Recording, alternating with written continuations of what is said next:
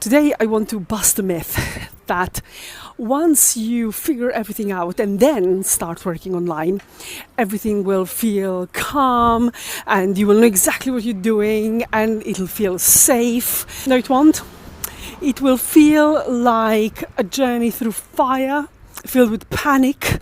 You won't feel safe, but your strength and your leadership will show through you doing it anyway. In fact, that's one of my favorite sayings: feel fear and do it anyway. I love that saying because it is so true. You do feel rather scared when you're doing something new. And if you are starting your YouTube channel, if you are creating your first digital product, and if you are just deciding what is it that you might be doing online, it can be scary, but that's a good thing. That means you care. That means that you have the strength and deep inner leadership to live bravely and to do what needs to be done so that you fulfill your purpose. And it doesn't even need to be as big as now I'm fulfilling my purpose. It can be as simple as I've always wanted to do it and I'm now putting in the steps, putting in the reps, putting in everything I need to put in so that it works. And I love that. Another thing that we need to ask ourselves is who benefits if we don't do it?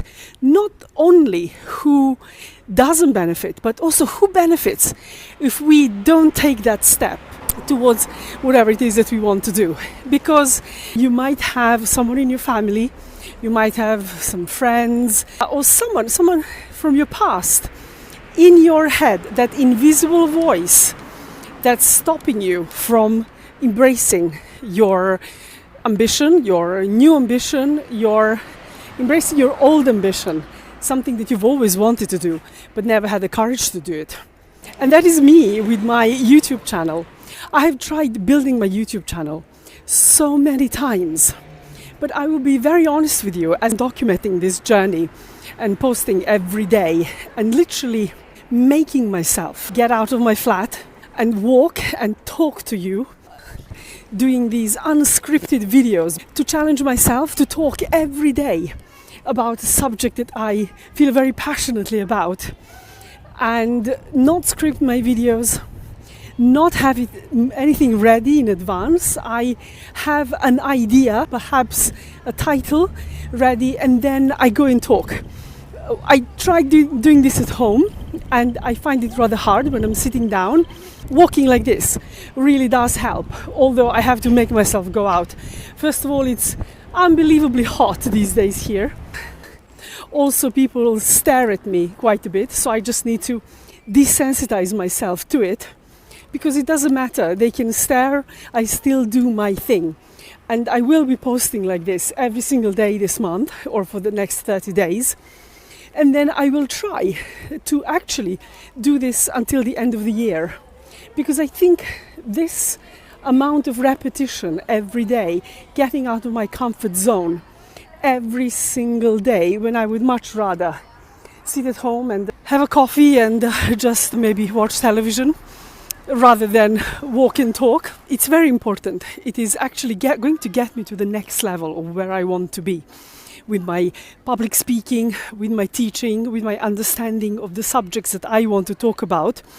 Because I'm finding myself on the crossroads of what I want to teach and how I want to present what I do online. And these are streams of consciousness that I hope you find as well and inspiring for you to start online and for you to start a similar challenge to get yourself out of your comfort zone, whatever your comfort zone is at the moment. You might want to start writing every day. You might want to start journaling. Goodness, that's another thing I want to get better at, journaling. I'm journaling now, sporadically, and I don't think that's good enough. I really need to put in the reps.